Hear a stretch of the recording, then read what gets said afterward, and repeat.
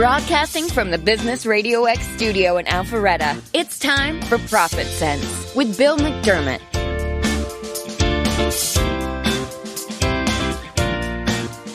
Good morning. Welcome to ProfitSense. This podcast dives into the stories behind some of Atlanta's successful businesses and business owners and the professionals that advise them. We help local business leaders get the word out about the important work they're doing to serve their market, their community, and their profession. I'm your host, Bill McDermott, and this show is presented by McDermott Financial Solutions. When business owners want to increase their profitability, they don't have the expertise to know where to start or what to do. I leverage my knowledge of relationships from 32 years as a banker to identify the hurdles getting in the way and create a plan to deliver profitability they never thought possible. And we have two great guests on the show today. Jeff Berman is managing partner with Berman Fink Van Horn. Jeff, welcome. So glad to have you on the show. Bill, thanks for having me. And also Brian Olson, founder and president of Café Intermezzo. Brian, welcome. So glad you're here this morning. Bill, thank you so much. And thank you as well for the invitation. We really appreciate it. And Jeff, I'm going to start with you.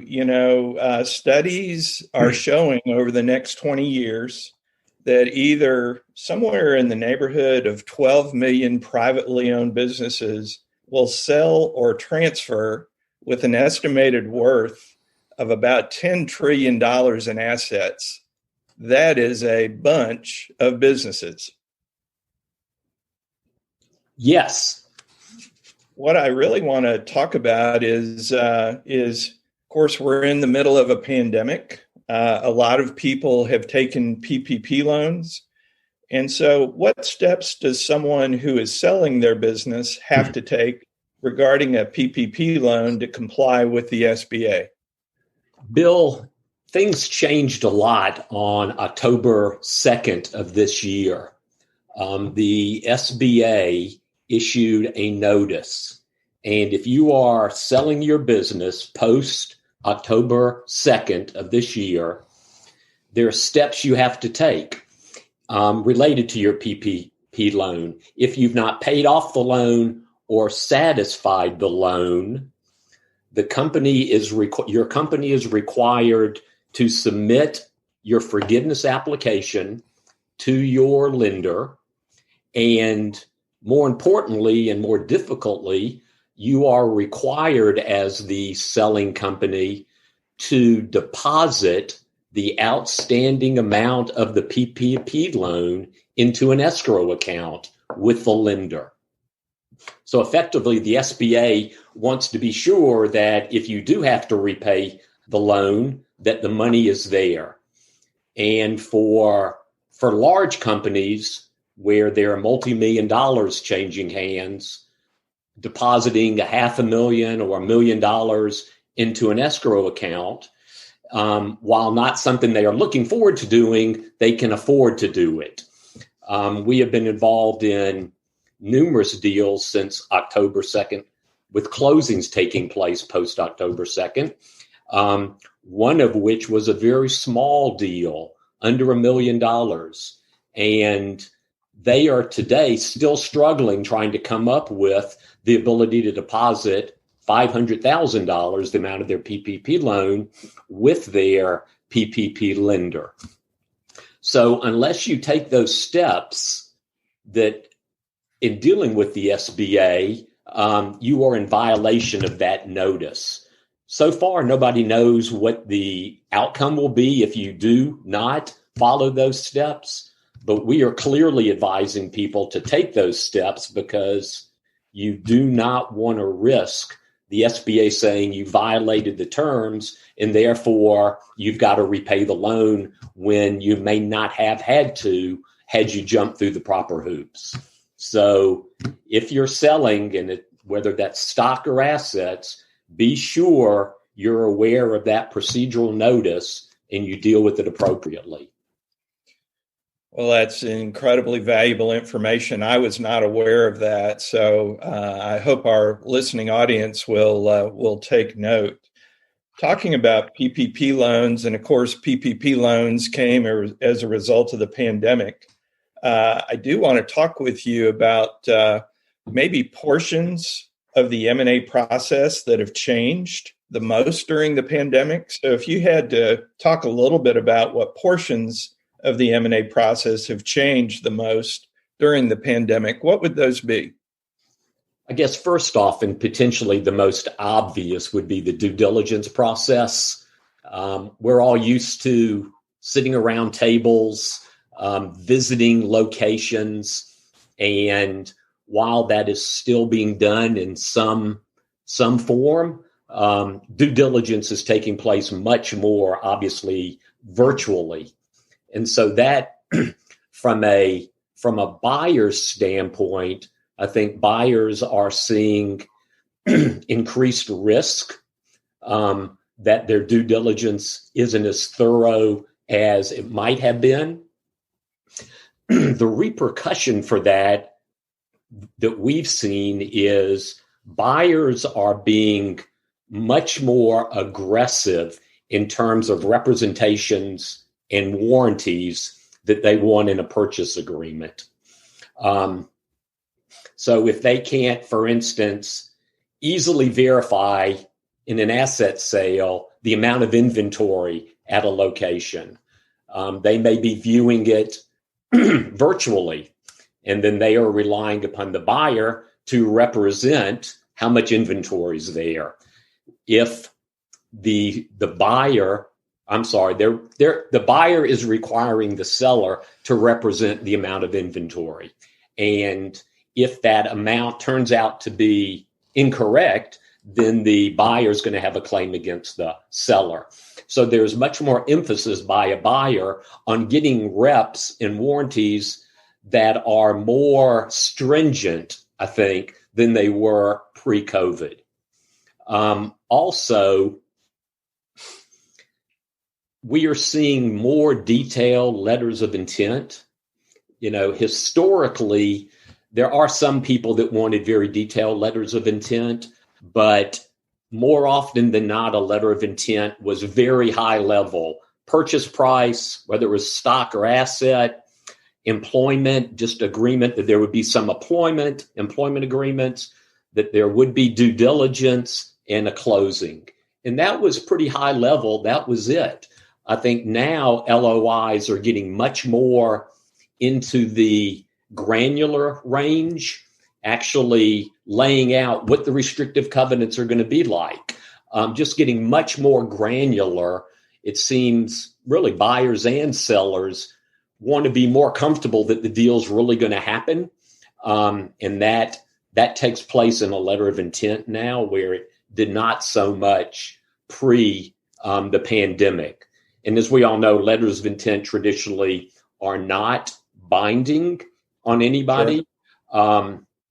I'm actually seeing binding letters of intent now. Again, that people want to know these terms we are agreeing upon are the terms. So those are probably the two big areas. There are, I don't want to get too technical here, but there are many things within the purchase documents that are different. Again, buyers are being more aggressive in things they want to be sure they're being protected in terms of what they're buying. Sure.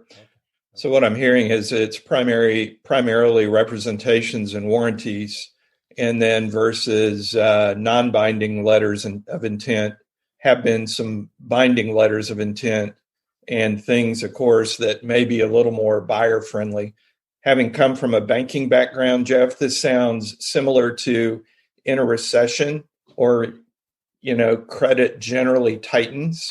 And so it feels like maybe the requirements of an M&A transaction are tightening due to the pandemic as well. I think so. And Bill, you said it better than I did, so thank you. No, you said it. You said it great. So let's pretend I'm a business owner. I'm thinking about selling my business.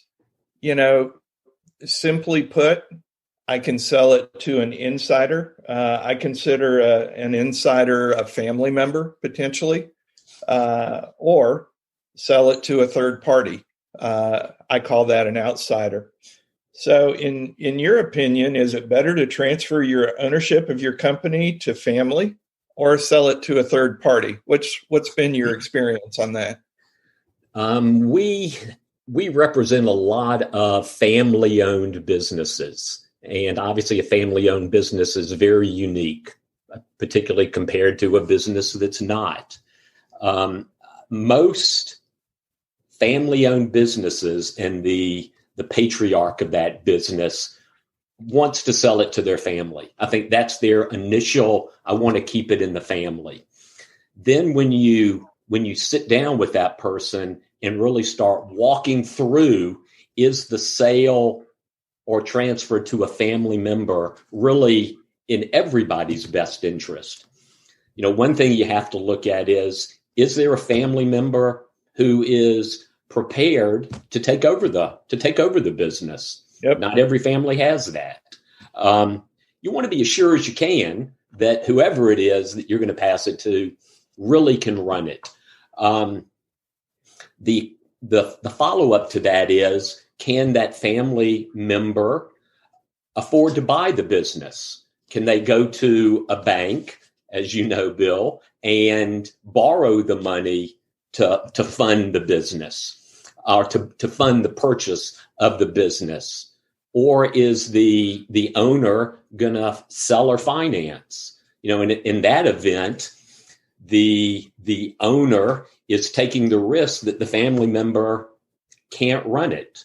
And as we approach Thanksgiving, even though we're not maybe sitting together, but still it's a bad day if a family member can't run the business properly and the parent who was selling the business isn't getting paid.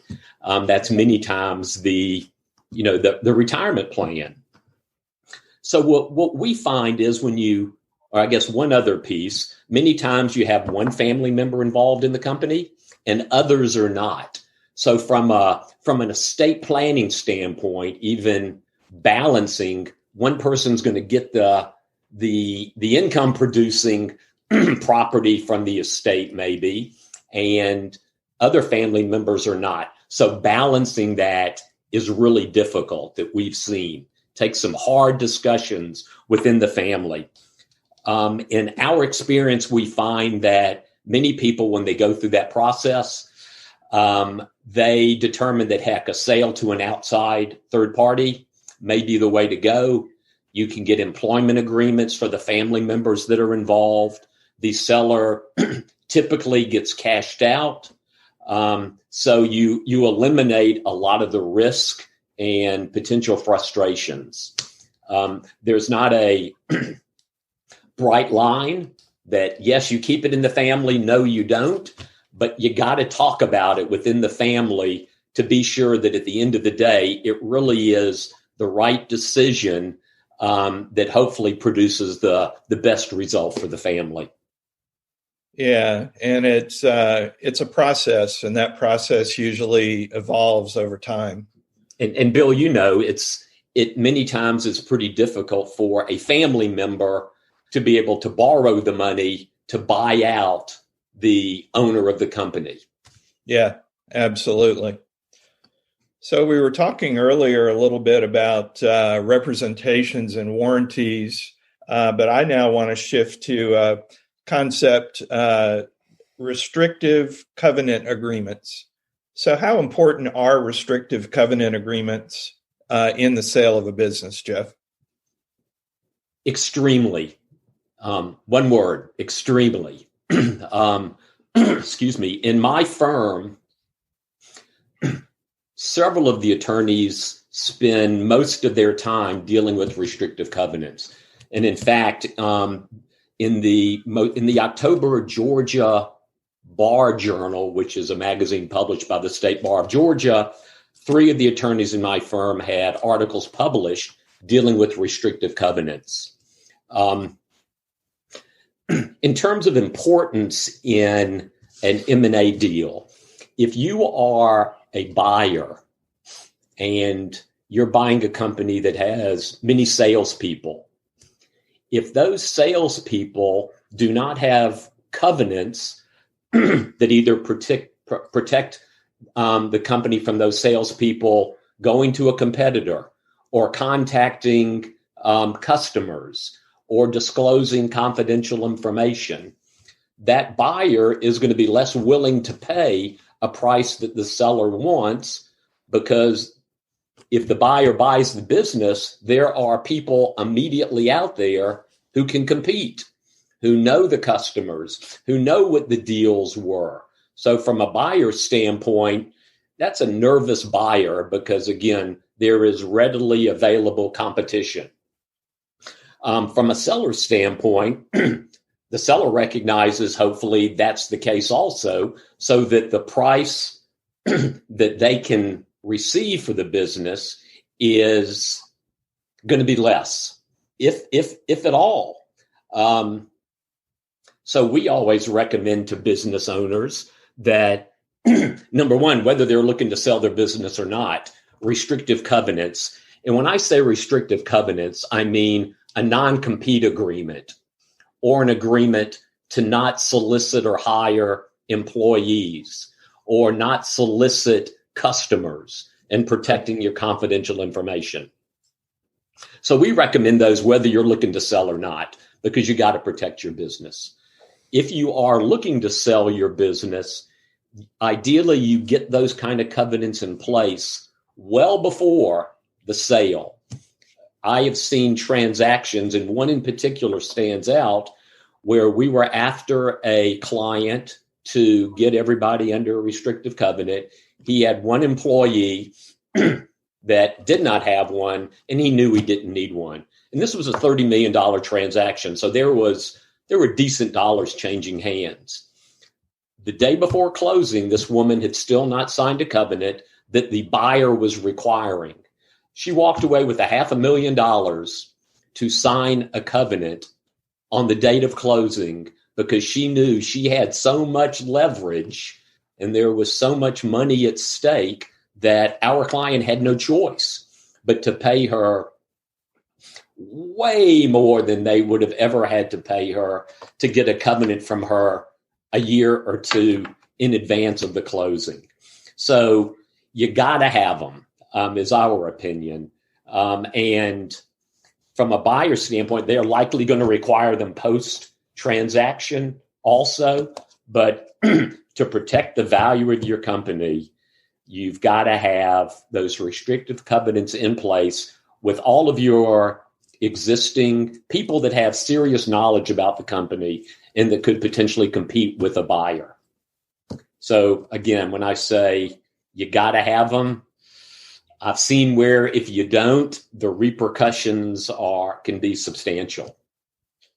Yeah, from that story, I can clearly see that.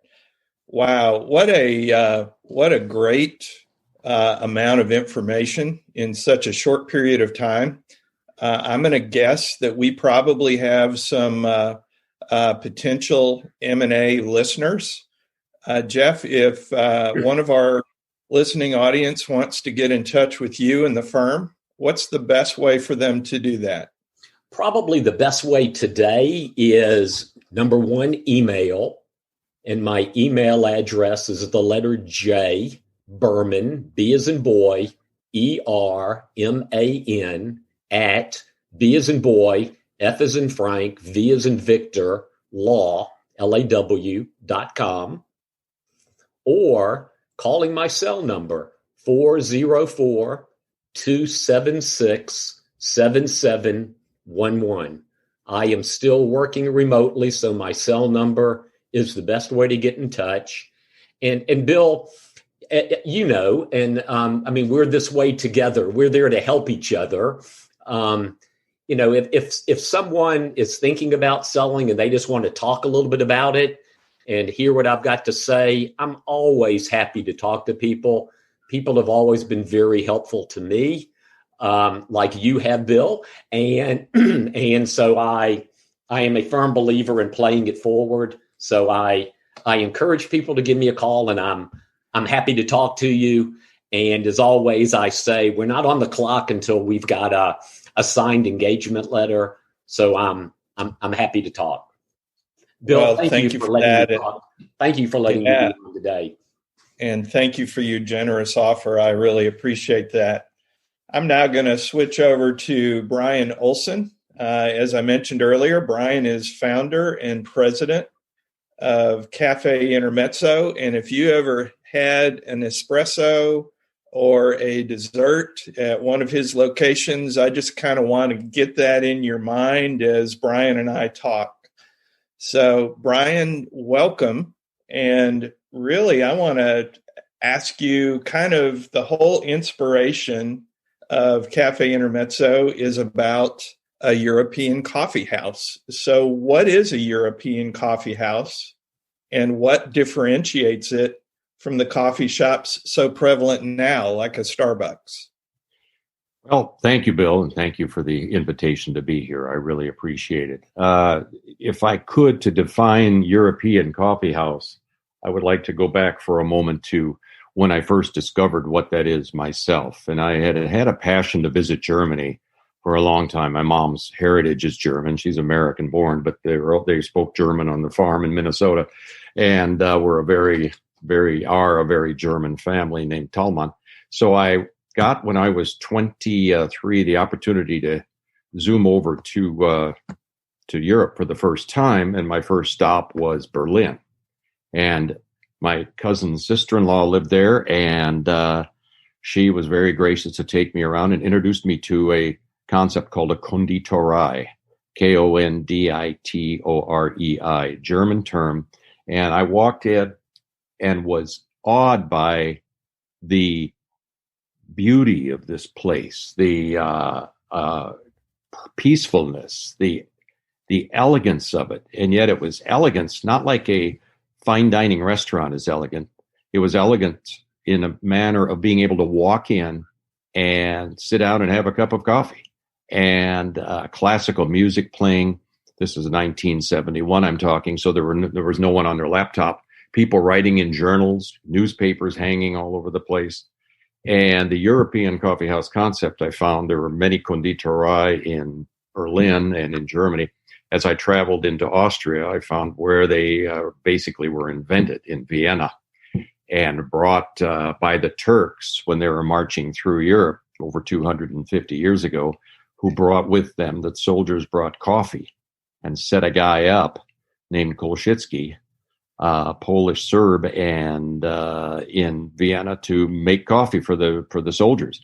And they ended up leaving, of course, and left coffee there. And as the Habsburg Empire grew, the triangular cities of Vienna, Budapest, and Prague all adopted a deep passion for the European coffee house. So what that means is, to get back to answering your question, is it originated in Europe. It's a place where people can go and do what they want. I think that's the capstone statement. You can tailor it to what you want it to be. And people would go and write, again, as I said earlier, write in their journals and hang out. And it became almost a quasi, with a small r, religious experience for many Viennese, for example. As a matter of fact, a fellow named Leon Trotsky, who some of us have studied history, know about Leon Trotsky. He planned the whole Russian Revolution in Café Central in Vienna, sitting at the same table every day, the same time every day. Germanic people, I have found, tend to be pretty precise on their timing. I mean, people would go to the same chair at the same table every day at the same time, and wow. At least 5 to 7 days a week, and have their coffee, have their pastry, talk with friends, read the newspaper, and converse and solve the world's problems. And so that's the European coffee house. The emanation of coffee shops today, as I call them, wonderful American coffee shops like Starbucks and the likes of Starbucks, of course, Starbucks being the biggest ones, are a place to go get coffee, but they're, well, and maybe instead of a word, but I'll say and, the conjunction and, their purpose is to serve coffee. And as Howard Schultz said when he was putting Starbucks together, is I really want this to become the McDonald's of coffee. and successfully did so to a raging successful degree, as we all know. So it was more the coffee as the beverage. That's the product.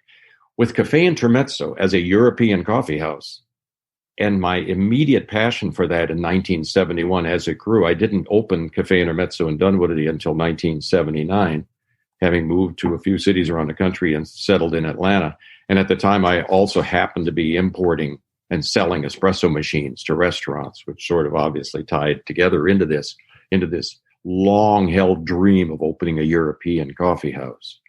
I found a location in Park Place and was putting it together and had this vision that what this has to be is a place where people can go and choose to do what they want to do. They can spend 10 minutes and get a cup of coffee. They can spend 4 hours and plan a revolution, plan their own revolution in their life, or romance people. And over the years, we became a mecca, I'm proud and gratified and grateful to say, for romantic experiences.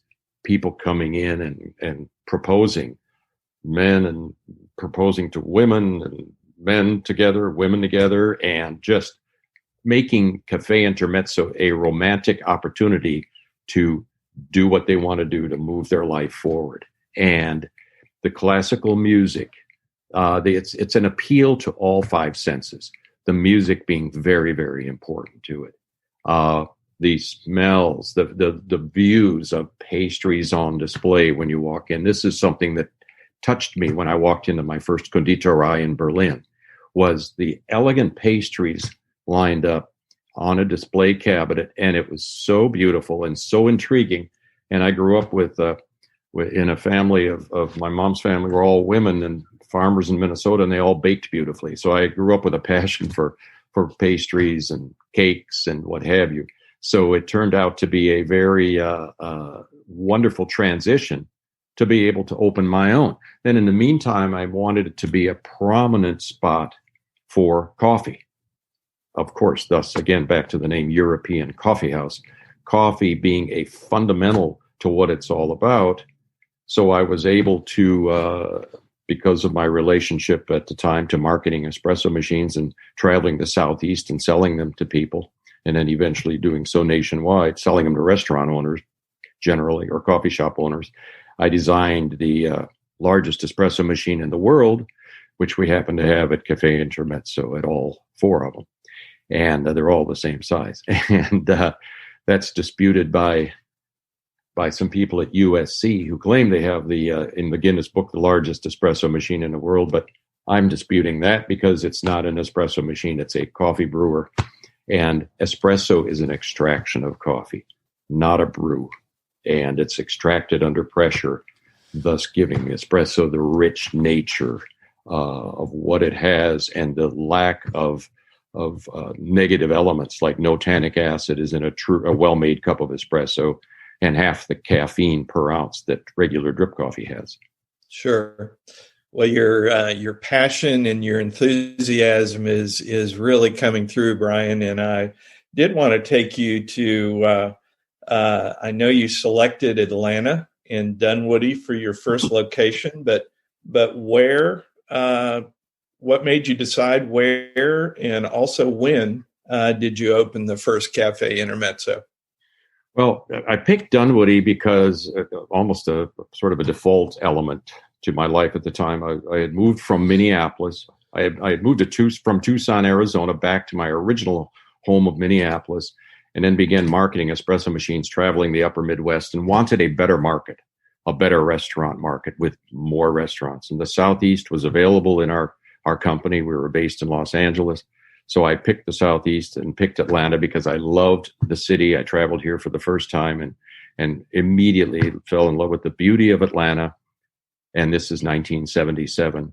And when by the way, the Darlington population sign said right at 1.25 million people. And that sign now I think is pushing 6.8 million, something like that. So that turned out to be a pretty good choice. But I happened to decide to live in Dunwoody, and bought a little place, a little home in Dunwoody. And then as I was traveling around driving around, hitting the road, hitting the highway to sell machines, I saw a shopping center under construction in Dunwoody early in 1979 in the spring called Park Place, right across the street from Perimeter Mall. Perimeter Mall at that point was starting to mature. It was 5 years old, typical maturity for a mall. But Park Place was across the street, and as its name implies, it had and has this central area that was very green with trees, just beautiful.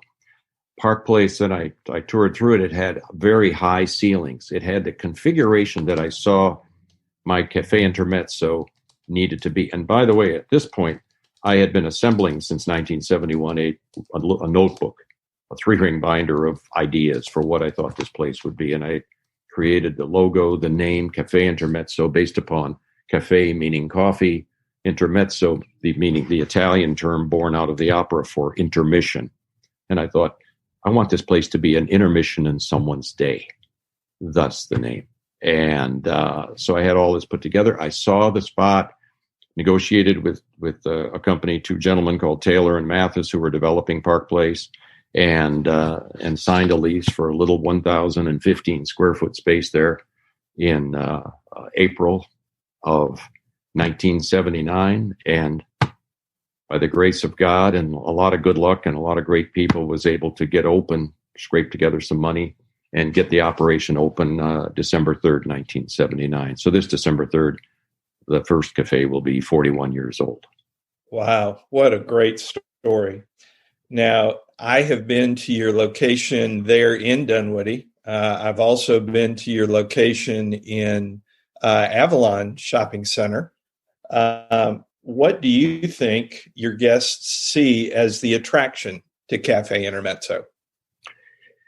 That's an interesting question. And it's very different. I've heard very different commentary over all these years.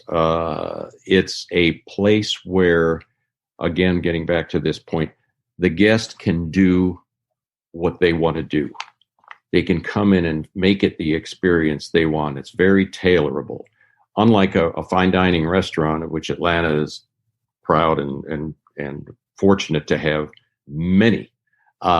You go into a fine dining restaurant, and typically you're planning on a certain time span, an hour and a half, 2 hours, whatever that might be. If it's 2 people, 4 people, whatever, and you're planning on having dinner and maybe beverages to go with that typically. And so your experience is kind of prejudged, if you will. With Café Intermezzo, it's more of a clean slate. You can walk in, look around, and enjoy it. Just sit down at a table if one wishes and enjoy the beverages, food items, perhaps, pastry items, depending on the time of day, whatever that guest wants to, or those guests want to. And if they come in to talk and communicate, so be it. Over the years, we've had the experience of a lot of people, especially when the economy was dipping. It was so interesting to watch because I had friends and felt for them who had fine dining restaurants who were watching sales decline during recessionary times. And we've certainly had a few of those in the last 41 years. And yet our sales at Café Intermezzo tended to not do that. We tended to see the same level, maybe a little bit slower growth than we were used to, but it's still growing. And I would question people on that to learn over the years what caused that. And they said, well, we can come in and we can do what we want. We still like getting out. We don't have the money to go spend $80 or $100, depending on what era we're talking about, $100 for 2 people having dinner. And we don't want to spend the money, even if they do. But we do want to get out and have an opportunity. So we might buy something at the deli or have something from the grocery store in our refrigerator, have dinner, and then come to Café Intermezzo. And as a product of that, people would come after dinner at 9:30 at night. Our sales through evolution were growing in the nighttime categories. Very interesting to observe. We were open all day, morning until night, but it kept getting later until it got to the point at my Brookwood location in South Buckhead. We were open until 4 a.m. for 16 years, and 16 years of its 25-year life. And so people would come in after dinner, and or come in and have dinner if they chose, but come in at 9, 10 at night. Interesting to watch the demographics of the average age dropping at that point at night. So at 11 at night, at 6 at night in the evening, our average age through the customer base that at that moment in time might have been 35. And by 11 at night, it was probably 25. So, it was dropping significantly. And a lot of college students, Jeff, to your alma mater, a lot of Emory students were participating and enjoying, I'm grateful to say, Café Intermezzo on Peachtree in South Buckhead. And it's very, of course, very conducive to educated people and college students coming in, people who are involved in their education at the time, and coming in groups of 2, 4, 6, whatever, and communicating as they do so prevalently in the coffee houses in Europe. And I was at one huge cafe in Munich near the university and years ago. And I mean, it was just packed with college student people with berets and, very international and very avant-garde and very educated, interested people in lively conversation. That's another thing people can do at Café Intermezzo is have conversation. And because the sound levels tend to be, even though it gets busy at night, for which I'm also grateful, the sound levels tend to be conducive to being able to hear each other talk.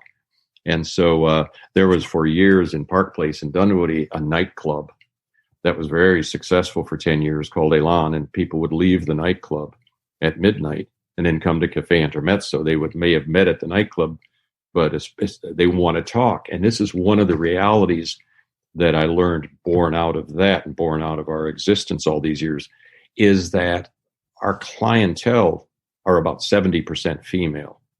Females, I have found over the years, have driven the customership, if you will, the guestship to Café Intermezzo very prominently, as females often do in the dining out experience.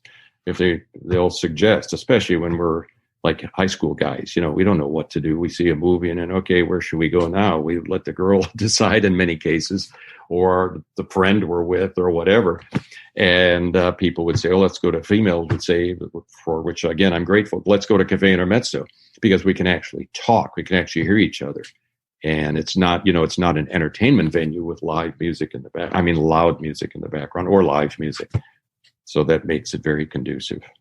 Yeah, I know for me, Brian, I love the desserts there. Talking about your clean slate earlier, I love to come in for a cup of coffee, maybe an espresso. Your desserts are fabulous. I mean, everything I've had there is fabulous, but I have a sweet tooth, so I love the desserts.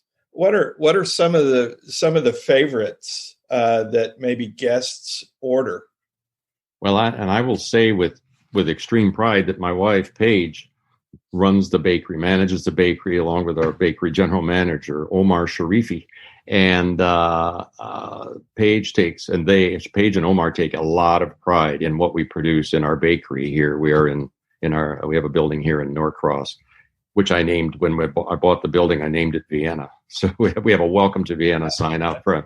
And interestingly enough, by the way, our SEO optimizer, our in-house young lady who is managing social media, help working with us on HR. Her name is Karina Posch. She started with us a year ago, and she's from Vienna, so that's appropriate. So we have the real inflection of the Viennese bloodstream here in Café Intermezzo. But the pastries that of the 40 or of the 50 we have on our list, basically, the pastries that are the most popular pastries, we call them pastries in European tradition. Pastries in America, that word often means, like a croissant or a Danish or something like that. But it's the whole line of baked goods and of cakes in Europe, torts, tarts, as opposed to breads, which are baked goods. So anyway, we have our Oreo cheesecake is our number one seller. And we have one called Frutti di Bosco, which means in Italian, fruits of the forest. We import that tart from Italy, from near Milan. And it has red and black raspberries and red and black currants on shortbread with a chantilly cream. It's absolutely wonderful, which is why it sells so well. The same bakery provides us our tiramisu, which we import from Italy. So it's the real version of tiramisu. And what are some of the other? Oh, our traditional cheesecake. Cheesecakes are amazing sellers, and we bake them with such pride, as we do everything, and bake and decorate with pride. But a cheesecake is something that, of course, there are different genres of that we're all familiar with. A New York cheesecake might be very firm and on the denser, drier side. Our cheesecakes tend to be very creamy and thus very popular. We sell thousands of slices, by the way, of pastry per week. So we're very gratified to say that. The Tres Leches is another wonderful one. Tres Leches cheesecake. We have a red velvet torte, which I was very shy to add to our list, but finally did so at the coaxing of Paige, my wife, and some other people in the organization. Because I wanted the menu, the pastry list, to be more European leaning, and red velvet to me is very, very Southern United States American leaning. However, people love it, and it's great. We make the red velvet here, we bake it here, and decorate it beautifully. Our bakers and decorators are very prideful and very careful about what they do, and it's a wonderful item. It's a wonderful chocolate cake. And we have a white chocolate raspberry cheesecake that's just stupendous. So that's kind of the group of the top sellers among those. Yeah, and our listeners can't see me right now, but I'm literally drooling, picturing these lovely slices of sweetness in all their beauty and all their glory. So I'm wiping my chin as you're talking about these, Brian. So for our listeners, those who maybe haven't experienced the beautiful Café Intermezzos, what are the best places for them to visit? And if someone wants to talk coffee houses with you, how do they get in touch with you and Café Intermezzo? Well, it's an interesting question. This question was asked of me 4 days ago by a young woman whom we just hired for Nashville, for our cafe in Nashville that's reopening December 1. Nashville has been on a very, very strict lockdown. Tennessee has. And young woman is just terrific. Her name is Giedre Olson, Olson, last name, no relationship. It's her former husband's last name. He's an American guy, and she is from Lithuania. And I love internationality, by the way, in our organization. To me, it's fundamental. Our general manager, Joy David at Avalon, is from Thailand. And we've got people as I mentioned, Karina earlier, from Austria. We've got Ahmet Toker, our general manager in Midtown, is from Turkey. We've got people from all over the world, and we really, really promote that aspect of both staff and guests from all over the world enjoying the European coffee house, and people from other cultures tend to be totally familiar with them, like the Eastern Europeans are, like Giedra from Lithuania. People from Japan, coffee houses in Japan have been prominent for many decades, and Korean, Asian cultures of all nationalities love coffee houses, and so it's. But she asked me, back to the point, she asked me a question, Giedra did, during our orientation meeting the other day. Which is your favorite? I said, Giedra, that's like asking me which of my 3 children is my favorite. And I said, these cafes they're not as close in my heart to my children, of course, by any means. However, they are wonderful, wonderful, each and in their own respect, and they're all different. I love going to each one of them. It's almost like saying, what's your favorite pastry? Because it'll change with my mood or my sentiments at the time. The cafes are such. Dunwoody, the original one, has an advantage, especially in this scenario, of a really dynamic year-round outdoor seating area.